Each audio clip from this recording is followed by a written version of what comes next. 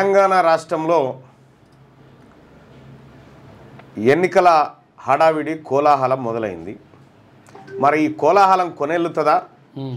High court ఏమన్నా మళ్ళా 8 తారీఖు రోజు ఇచ్చేటువంటి జరిపే విచారణలో ఏమైనా అడ్డం తగులుతుందా అంటే తెలంగాణ రాష్ట్రంలో మనం లీగల్గా ఎట్లా చూసినా కూడా ఇది ముంగడపడదు లీగల్గా.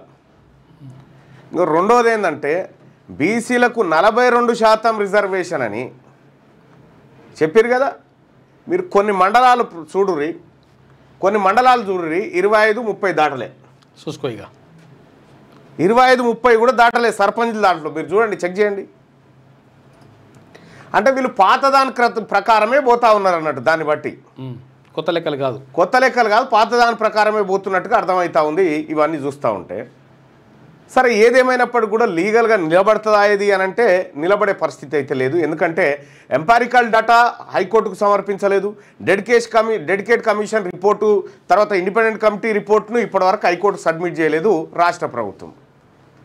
హైకోర్టుకు సబ్మిట్ చేయనప్పుడు ప్రత్యేకమైన పరిస్థితుల్లో రిజర్వేషన్ పెంచుకునే ఛాన్స్ ఎక్కడిది? ఇంకా అంటే ఓ తొందరి కార్యక్రమాన్ని చేసి వీళ్ళ మీద కొదిలి పెడదామనేటువంటి ఒక దుర్మార్గమైన చర్య రాష్ట్ర ప్రభుత్వం చేస్తుంది. ఇది చట్టపరంగా రిజర్వేషన్లు వచ్చిన దాఖలాలు అయితే లేవు.